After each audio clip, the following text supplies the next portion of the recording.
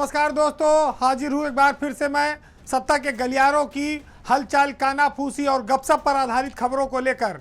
तो चलिए शुरू करते हैं पावर सेंटर।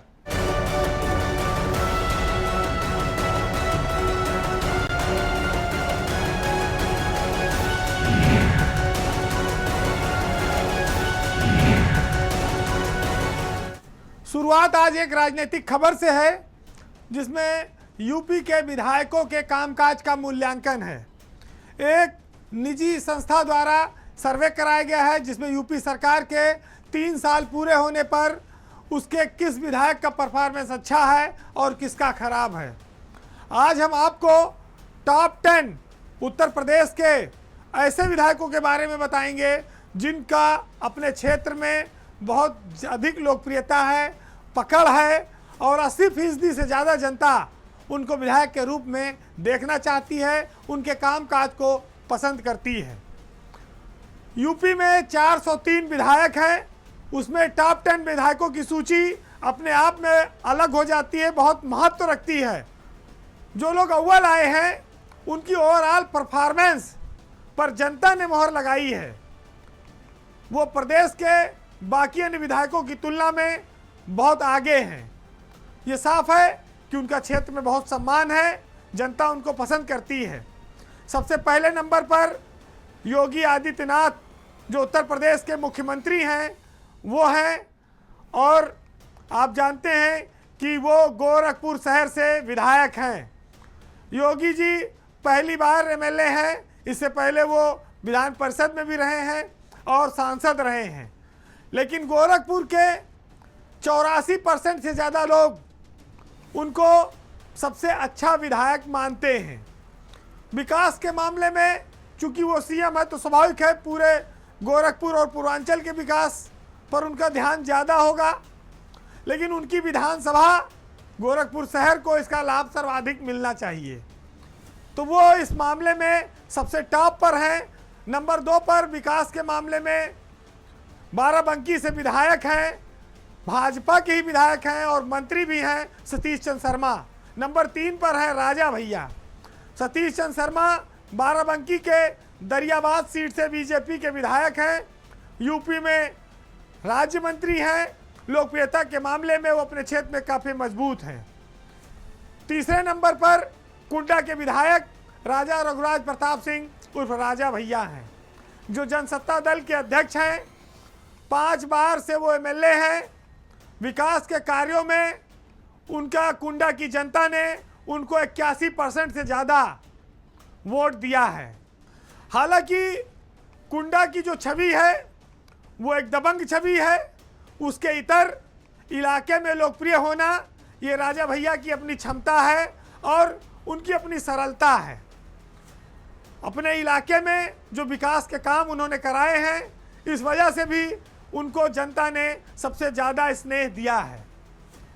इस सूची में समाजवादी पार्टी के भी 2 विधायक शामिल हैं, अमिताभ वाजपेयी हैं और जसराना से इंजीनियर सचिन यादव। ये 2 नाम हैं जो समाजवादी पार्टी के विधायक हैं। आर्य नगर कानपुर से अमिताभ वाजपेयी और जसराना से। दोनों नाम इसलिए महत्वपूर्ण हो जाते हैं कि विपक्ष में रहकर विकास के काम कराना, संघर्ष करना सरकार के साथ और जनता में लोकप्रियता बनाए रखना ये कोई आसान काम नहीं है। सचिन यादव इस मामले में वो भी टॉप पर हैं और इन लोगों के पास भी अपने इलाके में 80% जनता का बहुमत है कि ये हमारे विधायक होने के काबिल हैं। अगला नाम है कांग्रेस की विधायक मोना मिश्रा का, वो भी टॉप 10 में है। और संयोग देखिए कि कांग्रेस पास यूपी में 2 ही विधायक हैं, लेकिन मोना मिश्रा रामपुर खास सीट है प्रतापगढ़ की, उससे विधायक हैं और वो टॉप 10 विधायकों में है उत्तर प्रदेश की। तो विधायकों की लोकप्रियता का जो एक पैमाना है, ऐसा लगता है कि अपने क्षेत्र में सुलभ होना और साथ साथ विकास के काम लेकर आना और कराना, इसको जनता पसंद करती है। तो मोना मिश्रा के काम से भी उनके इलाके की जो जनता है वो 75% से ऊपर संतुष्ट है। योगी सरकार में मंत्री हैं सुरेश खन्ना। वो भी टॉप 10 विधायकों में शामिल हैं। विकास के मामले में सुरेश खन्ना ने शाहजहांपुर में काफ़ी काम कराया है, लिहाजा उनको भी अपने क्षेत्र में काफ़ी प्रेम और सम्मान मिला है। ये सूची अपने आप में, ये नाम अपने आप में एक महत्व रखते हैं। ये दर्शाता है कि अगर पूरे मन से, लगन से, इच्छा शक्ति से लोग काम करें तो जनमानस पीठ पीछे भी उनका समर्थन करती है। अब एक रोचक खबर भाजपा और उसके गठबंधन से जुड़ी हुई खबर है। चूंकि रमजान का महीना चल रहा है, ईद करीब है, पश्चिमी उत्तर प्रदेश में भारतीय जनता पार्टी को इसी दौरान अपने एक सहयोगी के विरोध का सामना करना पड़ा है। आप ये कह सकते हैं कि पश्चिमी यूपी में जहां बीजेपी के विधायक गाजियाबाद में उनके लिए परेशानी का सबब बने हुए हैं, वहीं उनकी सहयोगी दल रालोद ने सड़क पर नमाज पढ़ने के मामले में पुलिसिया कार्रवाई पर ऐतराज जताया है। इससे यह साफ हो जाता है कि गठबंधन के भीतर भी घमासान हो सकता है, क्योंकि मामला जब अपने वोट बैंक से जुड़ा हो तो हर दल बोलता है। भाजपा में ये मुद्दे तूल पकड़ रहे हैं, आपका ध्यान इस ओर दिलाना जरूरी है। जयंत चौधरी की नाराजगी ने भाजपा के कान भी खड़े कर दिए हैं। उसको इस बात का एहसास हो गया है कि मेरठ में जुम्मे की नमाज के दौरान पुलिस द्वारा ये बयान देना कि अगर सड़क पर नमाज पढ़ी गई तो मुकदमे भी लिखे जाएंगे, पासपोर्ट भी जब्त हो जाएंगे और कार्रवाई भी होगी। और इस पासपोर्ट न्यास की धमकी से जयंत चौधरी काफ़ी नाराज हैं। उन्होंने सोशल मीडिया पर एक ट्वीट करके, अंग्रेजी का एक शब्द है आर्वेलियन। आर्वेलियन एक अंग्रेज लेखक थे जिनकी एक पुस्तक आई थी आर्वेलियन 1984 1984। उनका कहना है कि यूपी पुलिस में आर्वेलियन 1984 की ओर कोई कार्यशैली पैदा हो गई है या कोई व्यवस्था जा रही है। उन्होंने एक तंज किया है। ये तंज इसलिए है जब सरकारें जनता की जीवन शैली पर हर तरह से पहरे बिठाएं, प्रतिबंध लगाने की कोशिश करें, पुलिस का इस्तेमाल करें, तब जॉर्ज ऑरवेल द्वारा ये उपन्यास लिखा गया था, जिसमें सरकारें जनता पर, सामाजिक व्यवस्था पर संपूर्ण नियंत्रण की कोशिश करती हों, और उस उपन्यास में इसका विरोध हुआ था।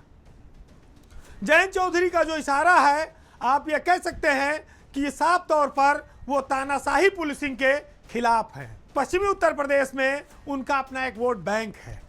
वो जाट होने के साथ साथ मुस्लिम मतदाताओं से भी वोट लेते हैं, और इस वजह से उनके पार्टी के नेताओं को ये बात बहुत अखरी है कि अगर साल में एक बार कोई त्यौहार आता है, उसी तरह जैसे होली, दिवाली, तो आरएलडी के नेताओं का कहना है कि 10 मिनट के लिए अगर सड़क पर नमाज पढ़ ली जाएगी तो इसमें कुछ गलत नहीं है। उनकी यह आपत्ति भाजपा के लिए थोड़ी चिंताजनक है, लेकिन उनके अपने वोट बैंक को काफ़ी राहत देने वाली है। रालोद वैसे अगर आप देखें तो भाजपा का एक ऐसी सहयोगी है जिसने कभी किसी मुद्दे पर अभी तक भाजपा का कोई विरोध नहीं किया था, लेकिन जब पश्चिमी उत्तर प्रदेश में बात अपनी जमीन पर आ गई तो मुंह खोलने पर मजबूर होना पड़ा। वैसे आप जानते हैं कि बीजेपी ने आरएलडी को हमेशा उम्मीद से ज़्यादा दिया है। यूपी में मिनिस्टर भी बनाया है, उपचुनाव में टिकट भी दिया है, एमएलसी भी बनाया है, और जयंत चौधरी केंद्र में मंत्री भी बने हैं। छोटी सी पार्टी को बहुत बड़ी सम्मान मिला, लेकिन चूंकि उसका दायरा पश्चिमी उत्तर प्रदेश है और वहीं पर अगर मुसलमान नाराज हो जाएगा तो उसका खामियाजा जयंत चौधरी को भी भोगना पड़ेगा। सियासत में भाजपा की जो लाइन है उसमें बहुत साफ है कि हिंदू और मुसलमान का कांट तेजी से चलता है, लेकिन उनके सहयोगी जो उनके साथ हैं वो बहुत जगहों पर मुसलमानों का समर्थन लेते हैं, तो उनके लिए बड़ी असहज स्थिति हो जाती है कि वो भाजपा के साथ भी रहे, मंत्री भी बने रहें और भाजपा में या सरकार में कोई ऐसा फरमान आ जाए जो मुसलमानों को परेशानी दे। नंद किशोर गुर्जर फटा का कुर्ता पहन के तो घूम सकते हैं, लेकिन भाई रालोद ऐसा नहीं कर पाएगी, क्योंकि वो स्वतंत्र दल है और वो अपनी स्वतंत्रता के नाम पर अपनी बात रखेंगे। तो ये तालमेल की बात है। अब एक और ऐसी खबर जो दो दिग्गजों की, कहा जाए टसन की शुरुआत का संकेत देती है। हालांकि नरेश अग्रवाल एक ऐसे नेता रहे पिछले 4 दशकों से जिनका हरदोई जिले में एक छत्र राज रहा। समय समय पर उनके खिलाफ बगावत के सर उठते रहे, लेकिन वो बीच बीच में या तो उन्होंने अपने साथ मिला लिया या फिर वो समाप्त हो गए। बात आज हरदोई जिले में नरेश अग्रवाल एंड फैमिली के साथ साथ सांसद जयप्रकाश के बीच चल रही तनातनी की। हरदोई जिले में कहावत है कि नरेश जिधर सत्ता उधर, यानी कि नरेश जिधर जाते हैं जिस दल में, उसकी सरकार आ जाती है, और सरकार नहीं आती तो नरेश फिर उसमें शामिल हो जाते हैं। वो बहुत दिन तक बिना सत्ता के दूर नहीं रह सकते। लेकिन चूंकि अब नरेश अग्रवाल उम्रदराज हो चुके हैं और अपनी राजनीतिक विरासत उन्होंने अपने बेटे नितिन अग्रवाल को सौंप दी है, वो 3 बार से एमएलए हैं और इस समय यूपी की सरकार में नितिन अग्रवाल मंत्री हैं। नरेश और नितिन का हरदोई जिले पर वर्चस्व आज भी कायम है, जो उनकी पार्टी के भीतर भाजपा के जो पुराने खांटी और दिग्गज हैं उनको खटकती है। आप ये भी कह सकते हैं कि नरेश और नितिन को अब भाजपा के भीतर से चुनौती मिलने लगी है। भाजपा हो, सपा हो या बसपा हो, वो हर कोई उनको अपना मूल नहीं मानता है। ये मानता है कि वो दूसरे दल से आए हैं, और जिस दिन सरकार बदलेगी फिर नरेश और नितिन दूसरे दल सरकार में चले जाएंगे। तो होली मिलन का मामला चल रहा था, मंच मिला तो जयप्रकाश के दिल का दर्द बाहर निकल आया। उन्होंने भी खुले मन से ऐलान कर दिया कि हरदोई में एक परिवार का भौकाल नहीं चलने देंगे। अब ये दबंगई खत्म होगी, और इसके लिए उन्होंने डीएम को भी साफ कह दिया है। लेकिन जयप्रकाश एक ऐसे सांसद हैं जो पिछले 20 साल से सांसद हैं, लेकिन वो बोले नहीं कभो, उनके मुंह से आवाज़ नहीं निकलती। फिर ये कहाँ से ऐसी गैस भर दी गई कि अब वो नरेश के खिलाफ खुलेआम मंच से बोले। तो कुल मिलाकर ये है कि नरेश अग्रवाल पिछले 4 दशकों से हरदोई की राजनीति में माई बाप की तरह हैं। या तो उनके पेड़ की छत्र छाया में रहो, और अगर अलग गए तो फिर तुम्हारा राजनीतिक अस्तित्व समाप्त हो जाएगा। तुम जिस दल में हो जाओगे वहाँ जब नरेश पहुँच जाएंगे, तुमसे बड़े नेता हो जाएंगे, तुम्हारी कदर घट जाएगी। फिर तुम्हें या तो वो दल छोड़ के भागना पड़ेगा या चुपचाप वहाँ पड़े रहो। तो ये प्रभाव है नरेश और नितिन का, जिसका एक छत्र राज रहा हो। नरेश अग्रवाल ने राजनीतिक जीवन की शुरुआत अपने पिता के साथ की थी, जो कांग्रेस में थे, एमएलए थे। उसके बाद कांग्रेस पार्टी से नरेश अग्रवाल भी विधायक हुए। फिर उन्होंने कांग्रेस को तोड़ के लोकतांत्रिक कांग्रेस बनाई। फिर वो कल्याण सिंह, राजनाथ सिंह के साथ मिनिस्टर रहे। फिर जब बसपा सरकार आई मायावती की 2007 में, तो बसपा के साथ चले आए, वहाँ वो सांसद बन गए। फिर वो मुलायम सिंह के साथ पहले भी मंत्री थे। फिर जब 12 में अखिलेश यादव सरकार आई तो फिर वो अखिलेश यादव की सरकार में चले आए, और वहाँ पर नितिन अग्रवाल मंत्री बन गए लघु उद्योग विभाग के। यानी कि प्रदेश में जिस दल की सरकार बनी, नरेश अपने बेटे नितिन के साथ उस दल में शामिल हुए, वहाँ सरकार में शामिल हुए, सत्ता सुख भोगा। एक भी दिन ऐसा नहीं रहा जब नरेश बिना सत्ता के रहे हों। यही वजह है कि उनका जो वर्चस्व है वो हरदोई जिले में कायम रहा, आज तक कायम है। जिले में जितने विधायक और सांसद होते थे वो हमेशा उनकी कृपा पर बनते थे, या ऐसा वातावरण बनाया जाता था कि ये सब नरेश की कृपा पर ही है। रिश्ते बनते बिगड़ते रहे, कई लोग आए और गए, लेकिन नरेश अग्रवाल वहीं पर स्थापित रहे। कई बार विधायक, मंत्री, बेटा, भाई, परिवार, कोई जिला पंचायत का अध्यक्ष, कोई नगर पालिका का अध्यक्ष चलता रहा। भाजपा सांसद जयप्रकाश भौकाल और भय के माहौल पर अब अग्रवाल परिवार के साथ समझौता करने को तैयार नहीं है। वो चाहते हैं कि ये व्यवस्था खत्म होनी चाहिए और उन्होंने ऐलान किया है कि वो इसे खत्म कर कर रहेंगे। कार्यकर्ताओं का अगर उत्पीड़न होगा तो वो सड़कों पर भी आंदोलन करने के लिए उतरेंगे। उन्होंने इस बात के लिए भी चेताया है जिले के नेताओं को कि आने वाले पंचायत चुनाव में टिकट खाली एक परिवार की इच्छा से नहीं बटेगा, क्योंकि ये जिला उनकी मिल्कियत नहीं है। हरदोई में ये जो भाजपा की अब अंदरूनी लड़ाई है ये चरम पर आ गई है और ये लड़ाई किस करवट बैठेगी ये कहना अभी थोड़ा मुश्किल है, लेकिन नरेश का हमेशा पर एंड रहा। पिछले 40 सालों में उनको बड़ी चुनौतियां मिली, बड़े बड़े नेता आए, दिग्गज आए, लेकिन उनका कुछ कर नहीं पाए। योगी की सरकार में भले ही एक तरफा एक छत्र राज पुलिस पर नरेश अग्रवाल न चला पाते हों, लेकिन बाप और बेटे के प्रभाव में आज भी जिला चलता है। अधिकारी या पुलिस दोनों उनकी बात से इनकार नहीं कर पाते। तो ये देखना अभी आने वाले वक्त में काफ़ी दिलचस्प होगा कि जो जयप्रकाश सांसद ने बात कही है वो क्या नरेश के सामने खड़े होकर टक्कर ले पाएंगे या दूसरों की तरह आज नहीं तो कल फिर मेल मिलाप तो नहीं कर लेंगे।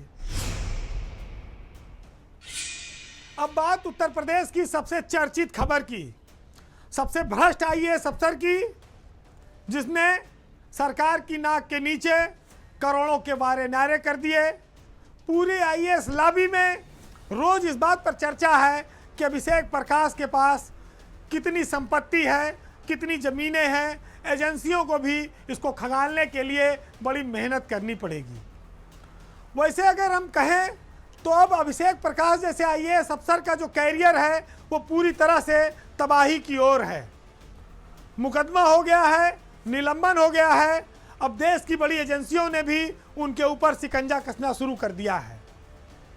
यूपी की सरकार ने उनके खिलाफ विजिलेंस जांच के आदेश कर दिए हैं और ईडी और इनकम टैक्स अब अपना शिकंजा कस रही हैं, जो अभिषेक प्रकाश के काले साम्राज्य की परतों को परत दर परत खोलेगा। कहा जाए तो अब सुनहरे दिन उनके कभी लौट कर नहीं आएंगे। अभिषेक प्रकाश 2006 बैच के आईएएस अफसर जहां जहां तैनाती रही वहां पर लूट के सारे रिकॉर्ड उन्होंने तोड़ दिए। कितने वहां पर उन्होंने साझीदार बनाए, कितनी ज़मीनें बनाई, कितने घर बनाए, इसका अभी तक आकलन नहीं हो पाया है। बताया जाता है कि 700 करोड़ से ज़्यादा की संपत्तियां अभिषेक प्रकाश ने अर्जित की हैं, जैसा कि मीडिया रिपोर्ट्स हैं। अब उन सब की जांच होगी। जांच तो शुरू हो गई है, लेकिन इसी बीच इन्वेस्ट यूपी में जो अभिषेक प्रकाश ने घोटाला किया है उसमें कई नए तथ्य जांच एजेंसियों ने जुटाए हैं, खास तौर से एसटीएफ ने, जिसमें seal P6 solar project company है, जिस कंपनी से अभिषेक प्रकाश ने अपने दलाल के थ्रू 1 करोड़ 5 लाख रुपया नगद घूस ले ली थी। ये बात का खुलासा जांच में हो गया है कि निकांत जैन को 1 करोड़ 5 लाख रुपया कंपनी ने दे दिया था। 5 करोड़ रुपया और घूस दी जानी थी। अगर वो 5 करोड़ घूस ना दी जाती तो फिर 5% आगे के लिए देना पड़ता। ये घूस के आरोप प्रमाणित हो चुके हैं। इतना ही नहीं, लखनऊ में डीएम रहते अभिषेक प्रकाश की कारनामे अब रोज खुल रहे हैं। अभिषेक प्रकाश के चहेते लोगों ने, जिसमें डिफेंस कॉरिडोर के प्रोजेक्ट में अधिग्रहण के नाम पर सैकड़ों करोड़ का जो मुआवजा लूटा गया है, वो मुद्दा गरमाया हुआ है। करीब 16 अफसरों पर इसमें कार्रवाई होगी। और लखनऊ में एडीएम थे, आपको याद होगा, अमरपाल सिंह, अभिषेक प्रकाश के बहुत खास माने जाते थे।